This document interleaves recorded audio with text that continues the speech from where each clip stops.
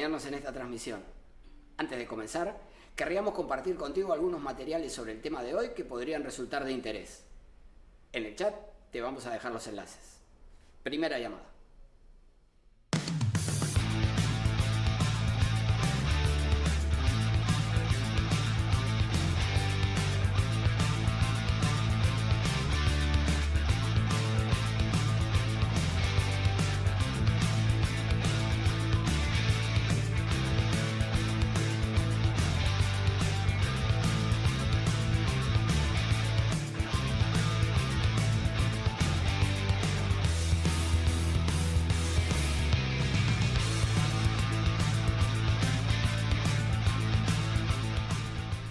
Ya estamos por comenzar la transmisión, pero antes quería pedirte que si te interesan nuestros contenidos, nos sigas en nuestras redes sociales.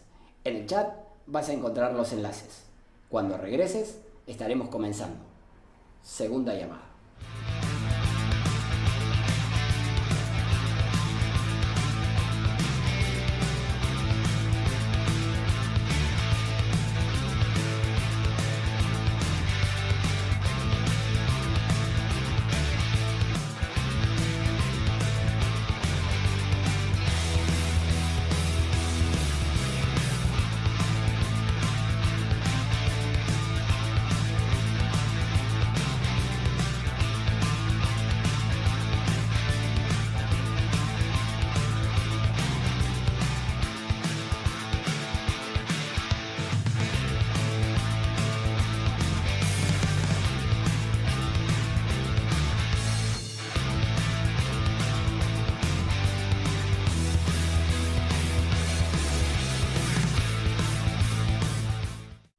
Esta es la tercera llamada. Comencemos de una vez.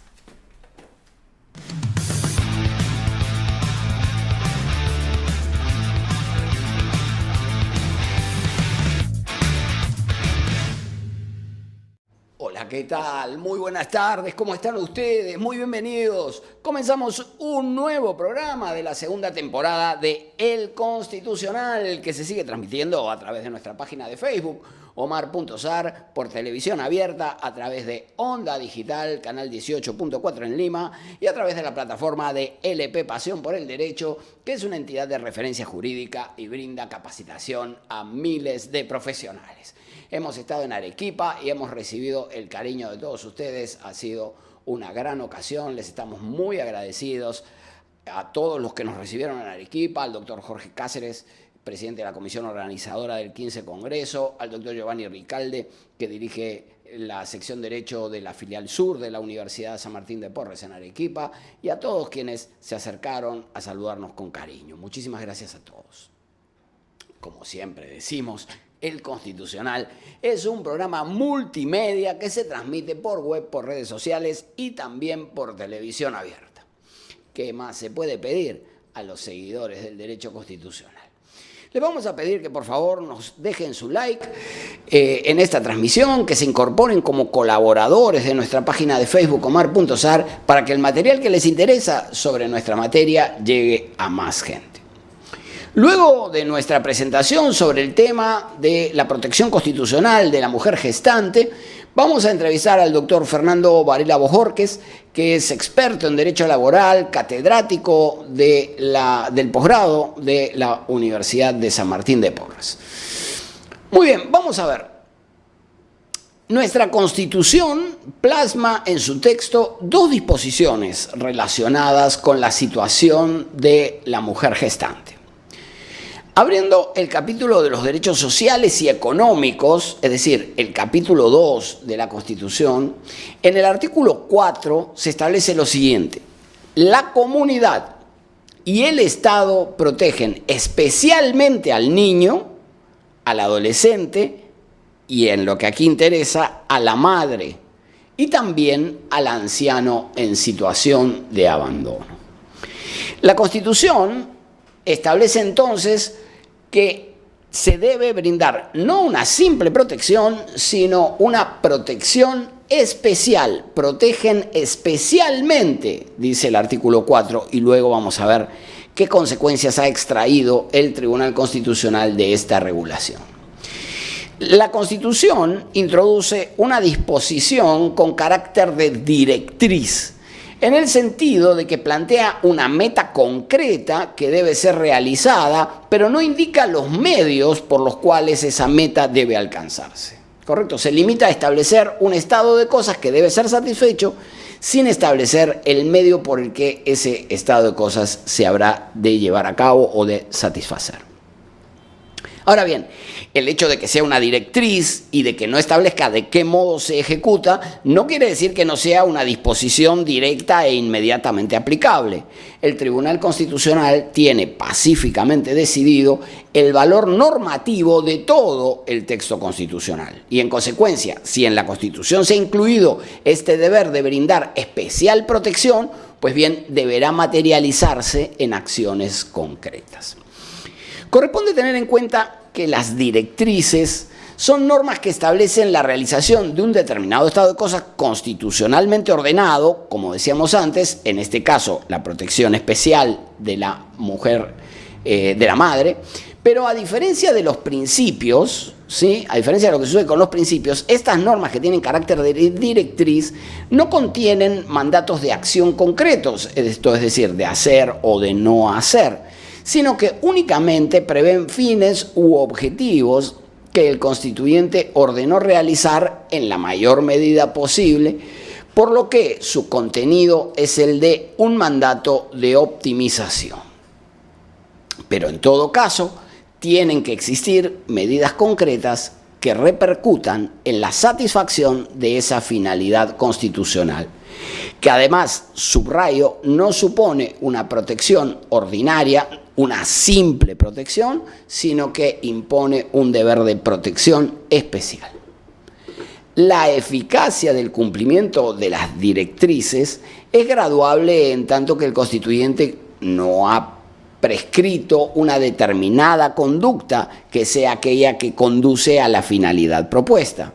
Pero, como quiero subrayar nuevamente, existe obligatoriedad para los aplicadores del derecho de utilizar los medios que resulten idóneos con miras a la consecución del fin constitucionalmente ordenado. Entonces tenemos aquí en el artículo 4 de la Constitución la comunidad y el Estado, los dos, tienen este deber de protección especial de la madre. Comunidad y el Estado, protección especial para la madre. Por otra parte, dijimos que eran dos las disposiciones que hacían referencia a este asunto. Una es la del artículo 4 que ya hemos mencionado. Por otra parte, el artículo 23, ubicado en el mismo capítulo de la Constitución que el anterior, recoge el principio de protección especial, pero esta vez específicamente dirigido a la madre trabajadora. El artículo 23 establece que el trabajo en sus diversas modalidades es objeto de atención prioritaria por el Estado, ¿ok?, el cual protege especialmente a la madre, al menor de edad y al impedido que trabaja. Entonces, la protección especial de la madre tiene dos enfoques: la protección general de la madre en general y la protección de la madre en el ámbito del trabajo en particular, ¿correcto? Entonces, este tema no es que esté abordado dos veces, es que aborda y ordena establecer, sin indicar cómo se alcanza, por eso es una directriz, pero brinda especial protección a la madre en general y también particularmente en el ámbito de las relaciones de trabajo. Y justamente por esta repercusión sobre las relaciones de trabajo es que vamos a entrevistar a un experto en derecho laboral como el doctor Fernando Varela, ¿no? En la doctrina se ha sostenido que en el caso de las madres trabajadoras no se trata de una protección exclusiva, sino preferente, que se justifica a partir de las particulares características de los grupos mencionados y que requieren, por tanto, de una tutela adicional. Es decir, se subraya este aspecto que poníamos de relieve en el sentido de que no se trata de una protección simple, sino de una protección reforzada, de una protección especial Vamos a ver luego algunas consecuencias derivadas de este mandato constitucional, que insistimos, es de carácter vinculante.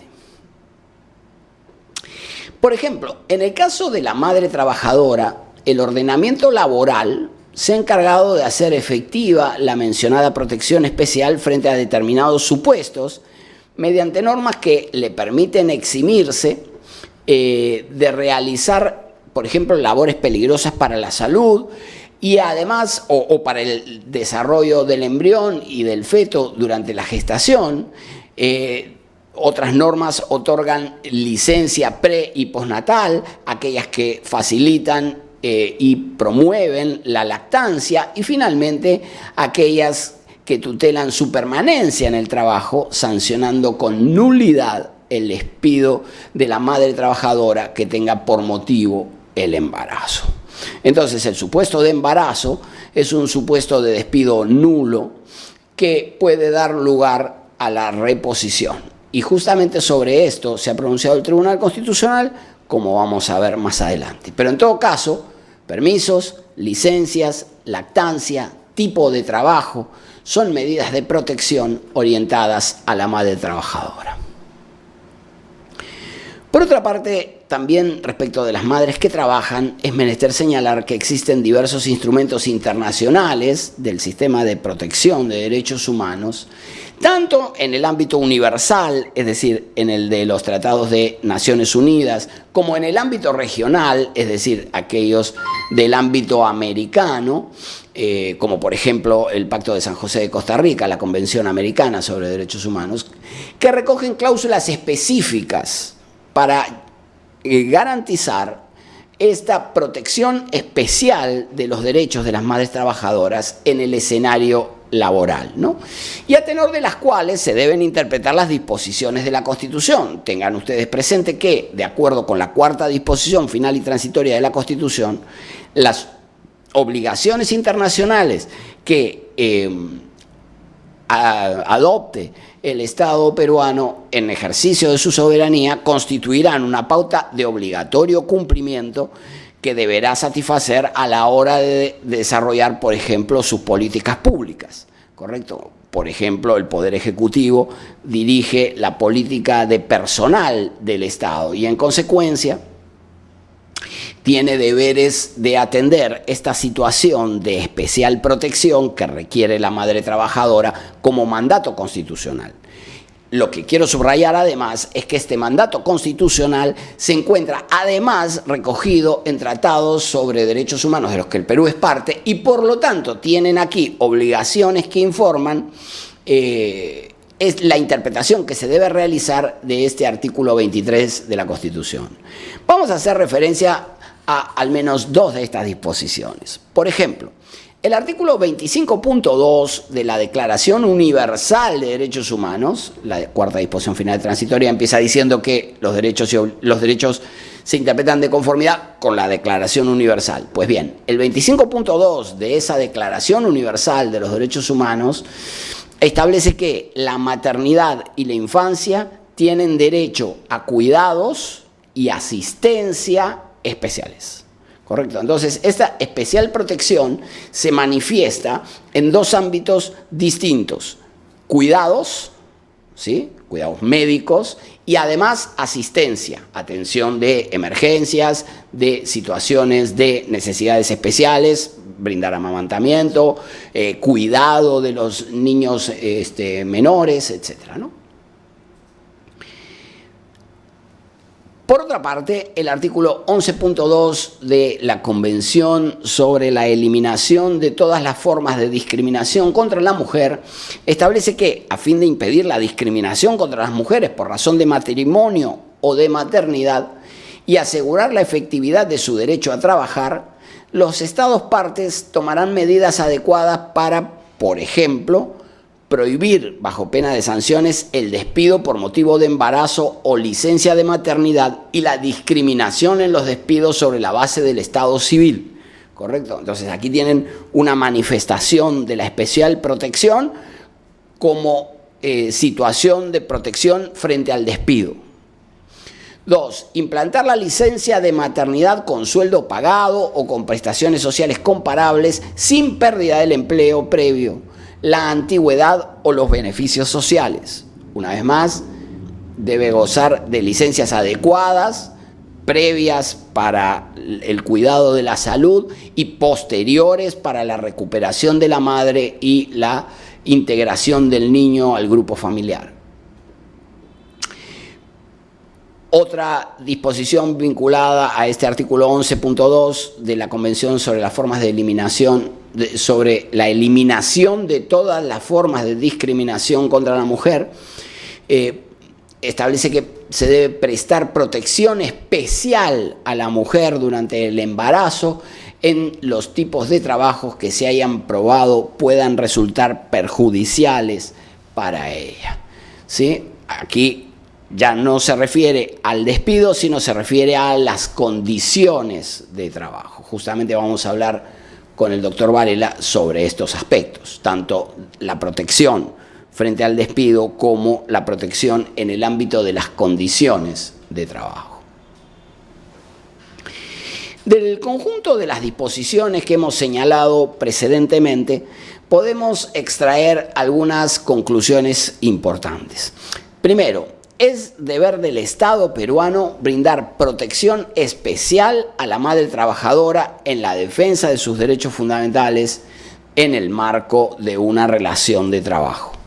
Segundo, se encuentra prohibida la discriminación contra la mujer por razones de maternidad. Es decir, se encuentran en general prohibidas y resultan sospechosas de discriminación las diferenciaciones basadas en el sexo, en primer lugar. Pero esta presunción se refuerza cuando se trata de mujeres embarazadas, ya sea que se trate antes, durante o después del parto y dentro del plazo legal que establezca el ordenamiento, ¿correcto? Así que aquí otra manifestación de la especial protección en el sentido de prohibición de la discriminación por razón de maternidad, en cualquiera de las etapas como señalaba anteriormente, ¿no? Por otra parte, se encuentra prohibida, el Estado peruano, debe conceder licencias por maternidad pagadas a sus trabajadoras, garantizando el retorno al empleo, incluso cuando se trate de contratos temporales. Y este es un aspecto muy importante, por cuanto lo que solía suceder era que una mujer tenía reiterados contratos periódicos y luego de quedar embarazada, al siguiente periodo no le renovaban el contrato.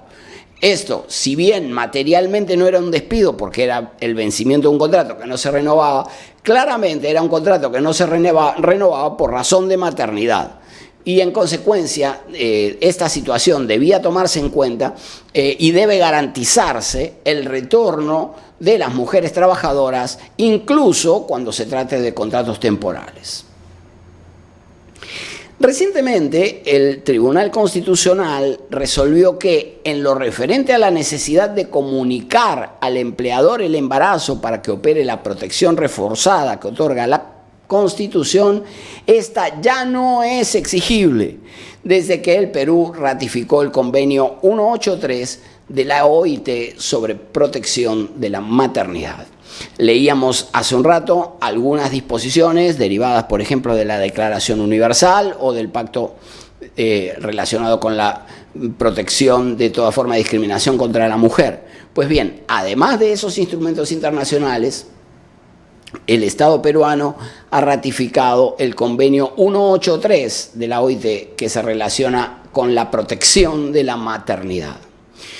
Efectivamente, en el año 2016 el Perú ratificó dicho convenio en el que se establece, entre otras cosas, que se debe garantizar la protección que resulta aplicable a todas las mujeres empleadas, incluyendo las que desempeñan formas atípicas de trabajo dependiente. La idea es, como decía antes, sin importar el tipo de actividad laboral que realizan o de contrato con el que se encuentran vinculadas con el empleador. Por otra parte, el Tribunal, de la vigencia de las disposiciones de este convenio, deriva que no se requiere comunicar el embarazo cuando éste resulta evidente. Por otra parte, se deriva también de las disposiciones del convenio 183 que no se puede obligar a las mujeres embarazadas o lactantes a desempeñar un trabajo que haya sido determinado por la autoridad competente como perjudicial para su salud o para la de su hijo. ¿Correcto? Entonces, aquí una protección en relación con el tipo de tareas que se pueden encomendar a las mujeres gestantes o a la madre. El acceso a licencias de maternidad de duración de al menos de 14 semanas, establece el convenio de la OIT, y la prohibición al empleador de que despida a una mujer durante el embarazo o la licencia que se le acuerde por tal concepto. El despido de la mujer embarazada resulta especialmente ofensivo, no solo porque le priva de ingresos, sino que además suele suceder que el seguro médico depende también de la relación de trabajo, en muchos casos. En consecuencia, esta protección frente al despido de la mujer embarazada es especialmente importante para ella, pero también para el cuidado de los niños, ¿no? de los hijos o de la persona por nacer, si es que se trata de una mujer embarazada. Por otra parte, en esa misma sentencia que estamos comentando, el Tribunal Constitucional también sostuvo que cuando se despide a una trabajadora cuyo contrato ha sido desnaturalizado y se comprueba que existe nulidad en el despido, se debe ordenar la reposición en forma temporal, es decir, hasta que la entidad convoque a un concurso público de méritos para el puesto que desempeñaba, que ha de corresponder a una plaza vacante y presupuestada. Entonces, de alguna manera, el tribunal viene a matizar el efecto del precedente Huatuco, que había expedido en el expediente 5057-2013.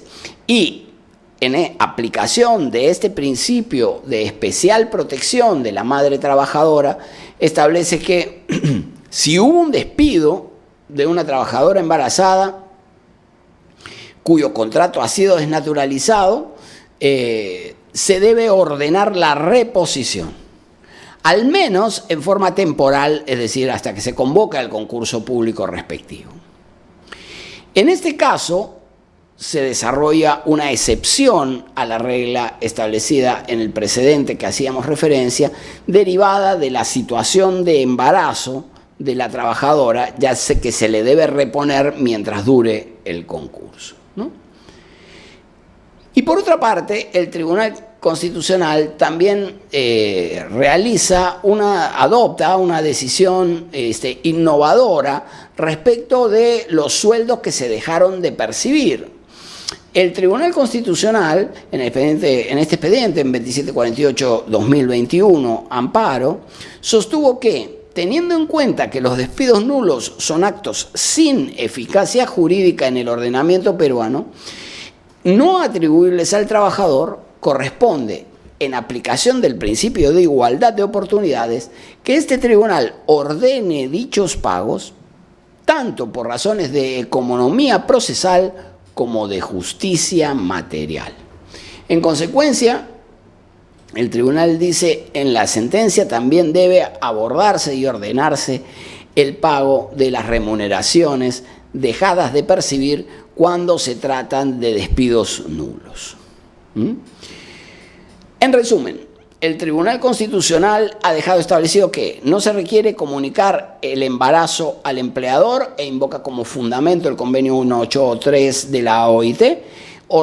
Establece que se debe ordenar la reposición de la trabajadora embarazada cuyo contrato se hubiese desnaturalizado, y además establece que se debe ordenar el pago de las remuneraciones dejadas de percibir mientras duró el despido nulo.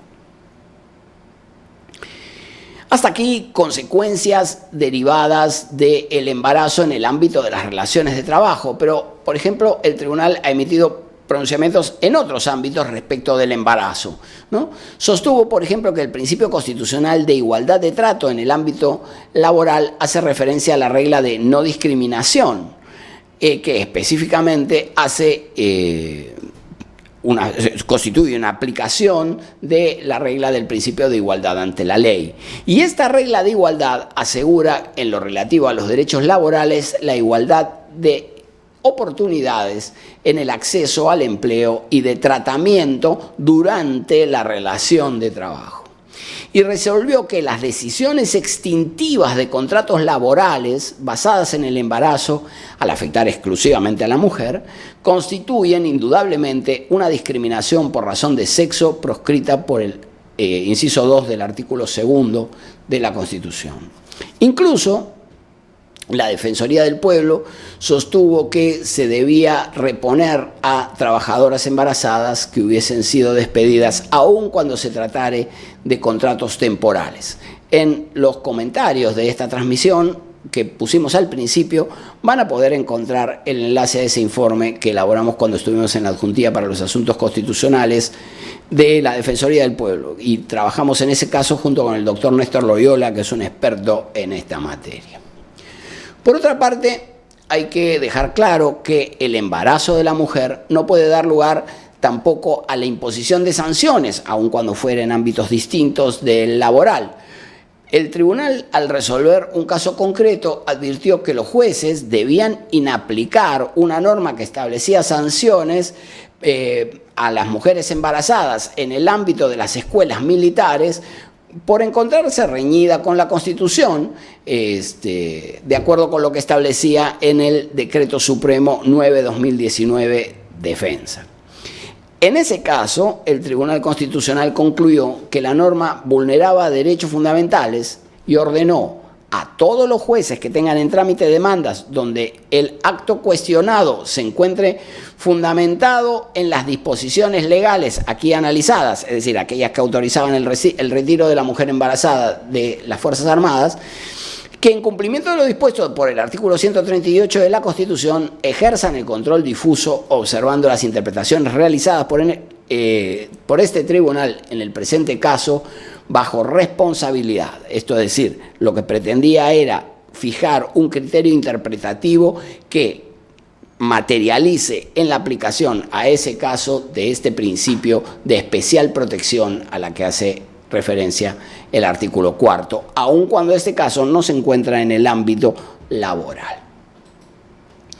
Creo que hemos presentado un poco el panorama y ahora, para reforzar estos argumentos y para precisarlos y para ganar en información, vamos a hacer una pausa y luego de la pausa vamos a conversar con el doctor Fernando Varela Bojorquez, que, como decíamos, es experto en Derecho Laboral, catedrático del posgrado de la Universidad de San Martín de Porres. Les vamos a pedir que en la tanda aprovechen para dejarnos su like en la transmisión y compartan este video. Hacemos una pausa y regresamos.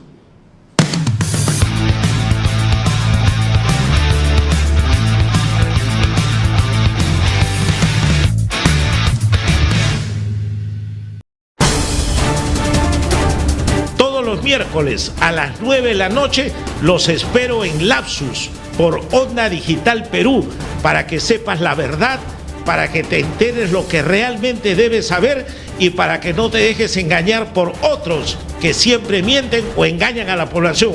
Lapsus, Onda Digital Perú, miércoles 9 de la noche.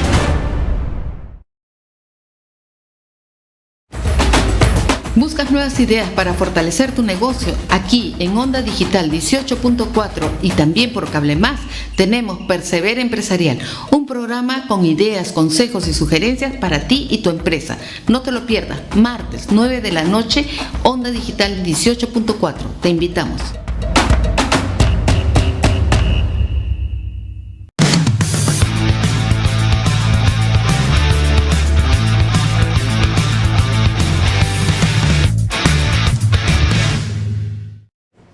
Muchas gracias por seguir acompañándonos en esta transmisión de la segunda temporada del Constitucional. Ahora, tal como lo anunciamos antes de la tanda, vamos a conversar con el doctor Fernando Varela, que es experto en Derecho Laboral y catedrático del posgrado de la Universidad de San Martín de Porres. Doctor Varela, le damos la bienvenida a El Constitucional, le agradecemos por compartir sus opiniones con nosotros. ¿Cómo está usted? Omar, ¿cómo estás? Buenas tardes a todos. En primer lugar, creo que nos tuteamos en las aulas, así que... Seguro, sin duda, sin duda. ¿No? La presentación es formal, el resto no. Un saludo desde el posgrado. He querido estar en un salón para alimentar esa necesidad de estar en aulas, que todavía falta un poquito para estar todos ya en presencial. Y primero, antes que nada, felicitarte. Estoy conectado desde el inicio, muy depurado la introducción, el tema que tratas. Te felicito, la verdad que es un programa de calidad. Y la verdad que no sé qué voy a hablar porque ya se ha hablado prácticamente todo, así que claro veremos qué sale. Que no. Además, en todo caso, cualquier opinión que yo haya dado, en tus palabras, supone el refuerzo de un especialista en derecho laboral, que no es mi caso. Así que tenlo por seguro que va a resultar importante. A ver, Fernando, querría comenzar preguntando lo siguiente. La Constitución alude a protección especial cuando se refiere a las mujeres embarazadas. ¿Qué implica ese refuerzo que utiliza el constituyente cuando alude a una protección a la que califica como especial? En todo caso, ¿cómo lo ha entendido la justicia laboral, los tribunales laborales y las obligaciones laborales derivadas de los tratados que el Estado ha suscrito? En primer lugar, debemos partir por señalar, Omar, que se trata de un reconocimiento de que existen grupos sensibles a ser discriminados, ¿no? En la época en que se promulga o se sanciona la Constitución 93, hablábamos de las personas con discapacidad, de las madres, de trabajadoras, de los niños y adolescentes. Hoy, por ejemplo, podemos hablar de la comunidad LGTBI, por ejemplo.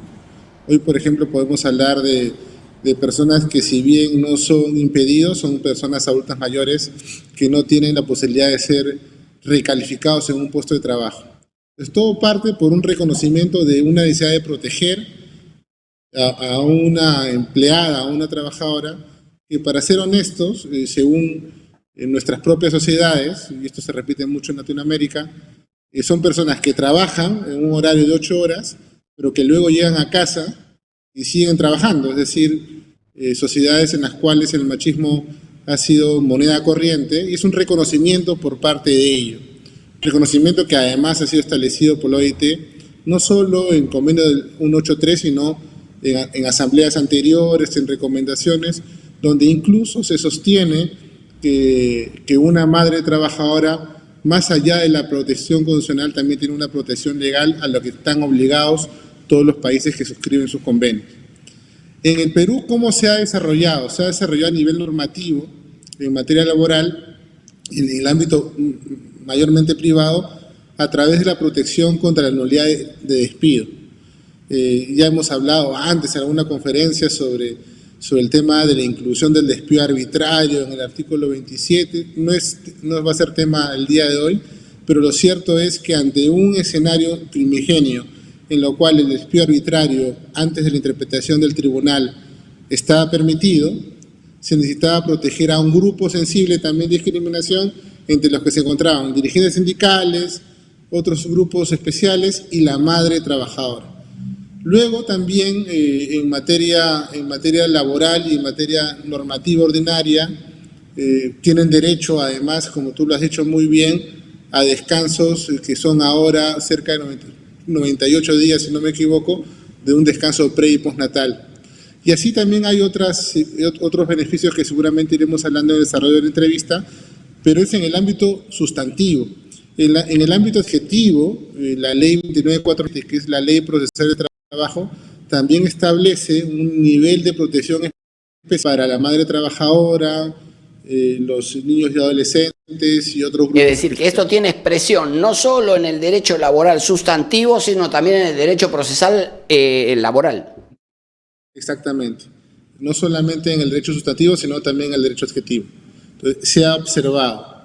Ahora, cuando hablamos del derecho adjetivo y hablamos de la ley 29497, creo que le faltó a sus autores mayor precisión, por ejemplo, en lo que se refiere al proceso abreviado, ¿no? Donde el proceso abreviado, más allá de la protección que establecen en las disposiciones generales, dice que es dirigido a la reposición común y pretensión.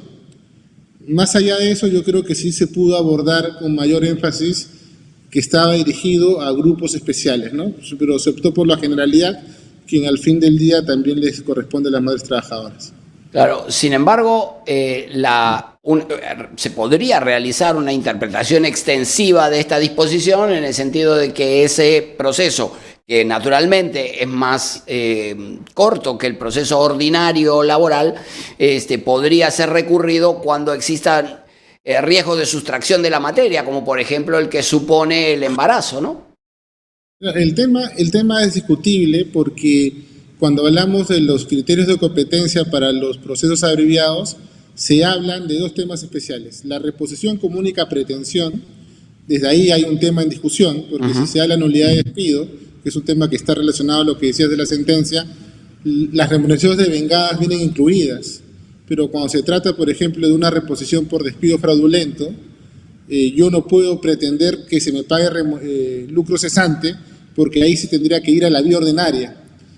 Pero también hay otro criterio de competencia que es temas relacionados a la libertad sindical. Entonces, el proceso abreviado en materia laboral está dirigido a solo esos dos. Hubiera sido interesante que incluyeran también temas relacionados a la discriminación de trabajadoras, por ejemplo, madres trabajadoras. No se incluye, claro, solamente esos dos supuestos. Entonces tendría que eventualmente pensarse en una ampliación del supuesto de procedencia de este proceso extraordinario. Por supuesto. La ley 29497 tiene 12 años de vigencia y creo que ya es necesaria, pues, en todos los ámbitos, que sea refrescada, que sea mejorada, que sea renovada, ¿no? De hecho, cuando hace unos años, 12 años me dices tú, qué barbaridad, cuando salió la nueva ley procesal de trabajo con nuestro maestro, el doctor Fernando Elías Mantero, maestro tuyo y maestro mío, con quien compartimos la elaboración de un trabajo, decíamos, claro, la vía laboral ordinaria es igualmente satisfactoria que la del amparo, siempre que los plazos de la nueva ley y sus instituciones funcionen de modo oportuno, porque si te van a fijar la audiencia para octubre del año próximo, entonces como que las cosas no funcionan, ¿no? Claro, y es lo que está pasando actualmente, ¿no? Hace 12 años, la ley al momento de que se implementó en algunas cortes alejadas a Lima, funcionaba, ¿no? Teníamos en Lima procesos que se demoraban 14 años y veíamos con incredulidad cómo procesos en Trujillo, o en Arequipa, o en Tacna se resolvían en 6 o 8 meses. Lo cierto es que esa parte bonita de la historia se acabó hace mucho tiempo y todos los procesos están colapsados. Creo que también no es ajeno al amparo, ¿no? El amparo también pasa por ese tipo de circunstancias. Justo te quería preguntar por esto, ¿no? Porque, digamos, el fundamento de la alternatividad del amparo es el de que la vía ordinaria es, y cito, igualmente satisfactoria. Si la vía ordinaria es eterna, entonces, ya desde la perspectiva objetiva, no podría ser considerada igualmente satisfactoria que la del amparo. ¿Tú entiendes que para la protección de derechos, como por ejemplo el de las madres trabajadoras, la vía laboral resulta igualmente satisfactoria que la del amparo? Y yo sí estoy convencido de ello. Y también estoy convencido que tiene que pasar por el prisma de establecer cuál es más célere. Si el proceso de amparo o el proceso ordinario laboral, ya que el abreviado podría utilizarse si es una única pretensión. Y ahí tenemos que, en el caso que tú comentabas de la sentencia del TC, se establece el criterio más importante para establecer que la vía más satisfactoria es el amparo, es el tema de la temporalidad y que la ley 26.636 no le permitía una solución mucho más célere. Ahí habría que analizarlo, ¿no? Porque este proceso, si no me equivoco, le tomó también cerca de 2 o un poco más de años para que sea resuelto a favor de la demandante. Entonces, yo creo que no es, la cantidad de tiempo que se espera de un proceso de amparo. Tal vez de un proceso ordinario, laboral, pero no del amparo. Pero lo cierto es que sí creo que existe una vía igualmente satisfactoria porque en esta sentencia que tú comentabas, hay 2 pretensiones importantes. La primera pretensión, que veo que no es reclamada así, es la de la desnaturalización de la relación laboral, que es un tema eminentemente probatorio. Lo cierto es que cuando hablamos de problemas de desnaturalización del empleo público, es tan notorio y tan evidente la desnaturalización que ya huelga mayor etapa probatoria, es decir, se trata de una enfermera que trabaja para un hospital y que está con contratos de locación, es decir, la actividad es permanente y es subordinada. Y se refiere a la actividad principal de la empresa o a una de las formas de actividad principal, ¿no?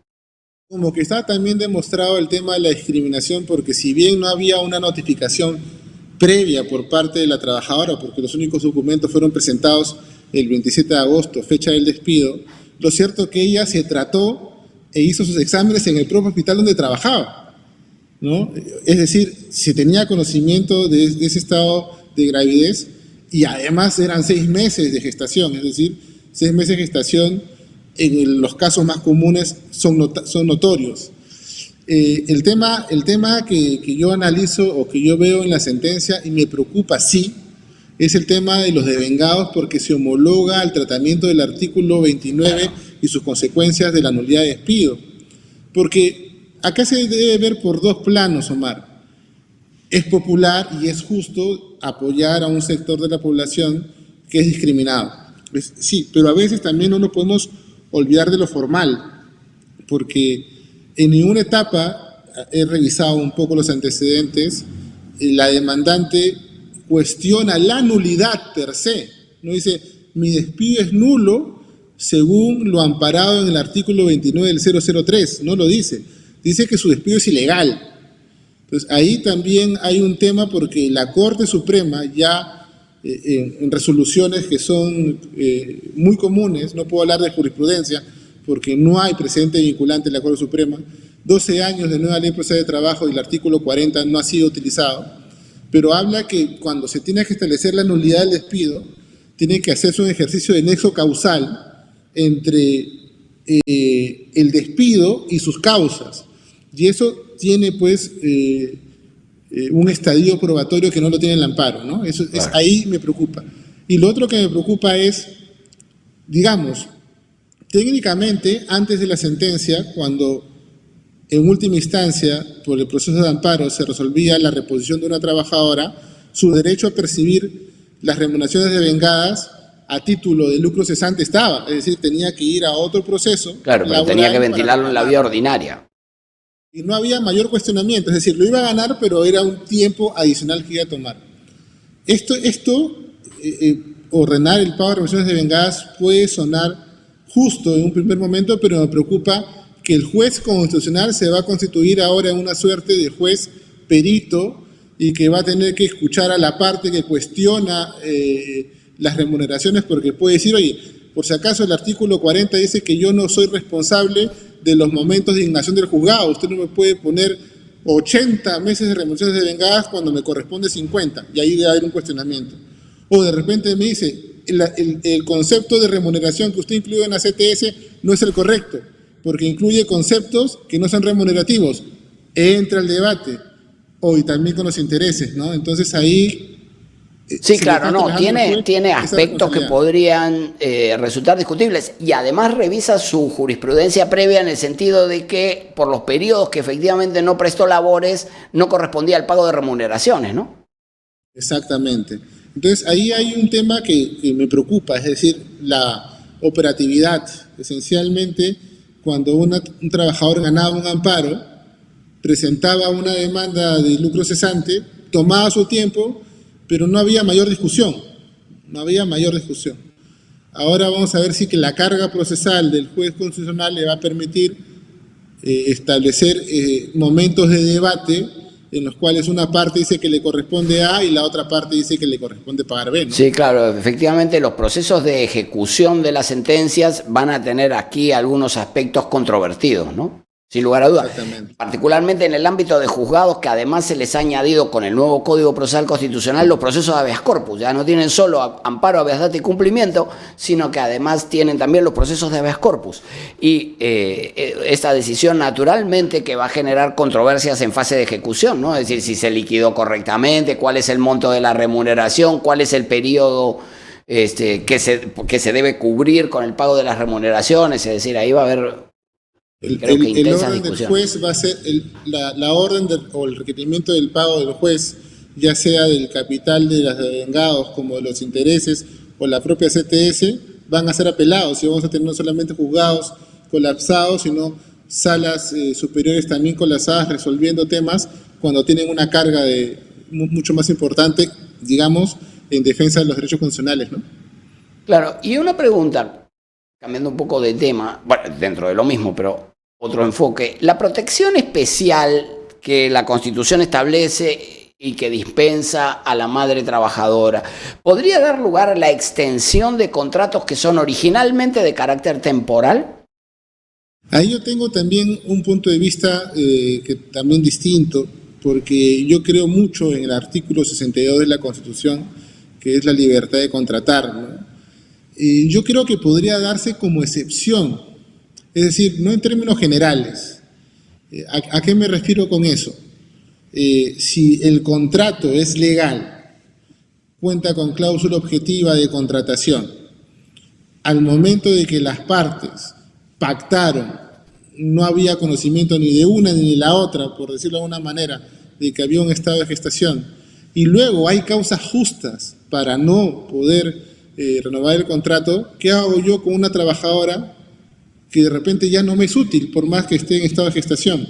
Entonces, ese caso excepcional tiene que tener algunos parámetros de revisión. Sí, claro, estoy de acuerdo que puede haber situaciones diferentes, ¿no? Pero yo estaba pensando cuando formulaba la pregunta, no lo he explicitado, por ende tu respuesta tiene mucho sentido, pero digamos, en contratos periódicos, ¿no? Que se van renovando periódicamente y luego de que resulta embarazada, no se vuelve a renovar el contrato, ¿no? Es decir, lo que sucede es que en el derecho laboral, que es un derecho tuitivo, ya existen presunciones, ¿no? Por ejemplo, existe la presunción de laboralidad muy ligada a lo que es la primacía de la realidad. El artículo 4 del 003 establecía que para que exista presunción de laboralidad se configuraban los 3 elementos, y la ley 29497 estableció basta la prestación personal para que se presuponga la existencia de una relación laboral. Eso sí es correcto, porque después queda a cargo del empleador hacer esta prueba diabólica, que es la prueba en contrario, pero queda a cargo de él. Igual en este caso también podría darse esa medida. No te olvides que ya la Corte Suprema ha establecido en varias resoluciones que el hecho de que se note o se pueda notificar o se pueda comprobar que una persona no le renovaron el contrato, esté embarazada o no esté embarazada, y se contrató a otra persona para que ejerza ese cargo, significa que tiene derecho a ser repuesto en el empleo, porque hay un principio importante en la relación laboral que se llama principio de continuidad. Es decir, tú sabes que si yo te renuevo más de 5 años, tu relación laboral es indeterminada. Entonces yo en el 4º año, en el 8º mes, claro, no te renuevo. Pero contrato a otro trabajador para que continúe otros 4 años y 8 meses. Exactamente. Si se puede demostrar, claro, criterios como ellos, ¿no? Criterios que se puedan acreditar, podría darse, pero restar la voluntad de las partes en la contratación sí es un poco difícil o un poco peligroso a mi criterio, ¿no? Entiendo.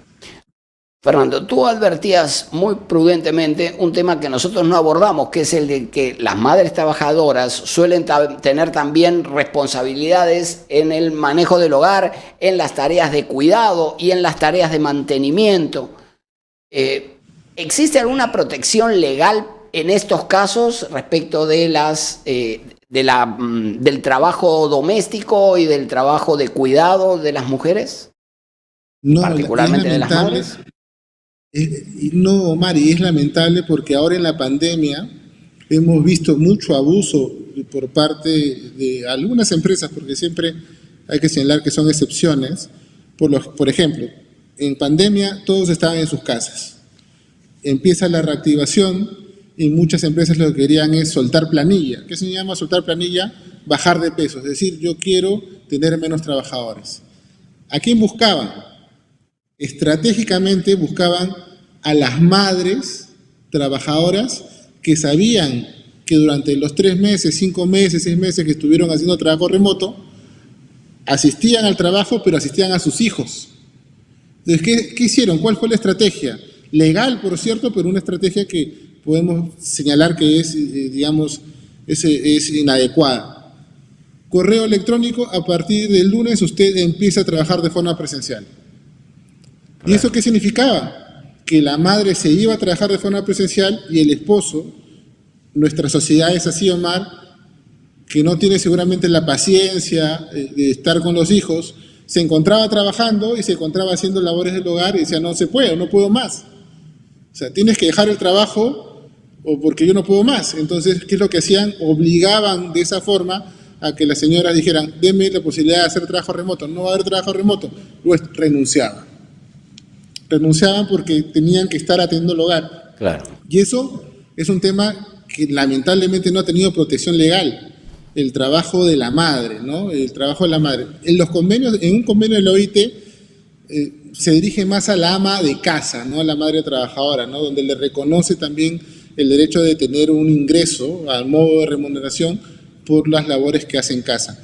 Pero lo que tú me dices, legalmente no hay en nuestro país. Correcto, correcto. Entonces aquí estamos viendo que en materia laboral y respecto de protección de las madres trabajadoras habría algunos aspectos que requerirían análisis, ¿no? Es decir, el de la protección de la vía procesal y el de la protección respecto de las obligaciones domésticas y de cuidado. Pero también hay un tema que siempre suelo poner en el tapete al momento de conversar, es que a veces también sucede una sobreregulación. A veces por proteger a grupos sensibles se habla de una sobreprotección. Por ejemplo, una madre trabajadora tiene el derecho, por ejemplo, al descanso pre y postnatal, 98 en términos generales, más tiempo si se trata de partos múltiples, de embarazos múltiples. Tiene derecho a la lactancia por 1 año. Tiene derecho a, por ejemplo, al lactario, si es que hay más de 20 trabajadoras en edad fértil en una empresa, tienen derecho al lactario. Hoy tienen el derecho de no ser despedidas, que es un derecho ya establecido en el artículo 29, si es que se les despide por su embarazo, o no renovarse, es decir, lo que hablaba, es decir, el hecho de estar gestando significaba la obligación por parte del empleador de renovar el contrato. Una serie, muchas veces a los empleadores, desanima la contratación de la trabajadora. Porque a veces cuando hablamos de empleadores estamos acostumbrados o mal acostumbrados a hablar de la gran empresa. La gran empresa no se hace problemas. La gran empresa puede tener 1.000, 2.000, 3.000, 4.000 trabajadores y no va a tener problemas. Hablamos de la pequeña empresa, por ejemplo. Esa pequeña empresa que alquila local, que está a la justa asesinado y que además le piden que sea ventilado para que sus trabajadores puedan trabajar sin mascarillas, y que de repente dice, voy a contratar a Verónica. Y su gerente le dice, no puede contratar a Verónica, doctor, porque si no va a llegar a 20. Y si llega a 20, ¿qué pasa? Tiene que tener un lactario. Pero no hay espacio físico. Entonces, ese tipo de regulaciones a veces hace que micros o pequeñas empresas no contraten trabajadoras. Y es por eso que ha habido un descenso en la contratación de trabajadoras del hogar luego de pandemia.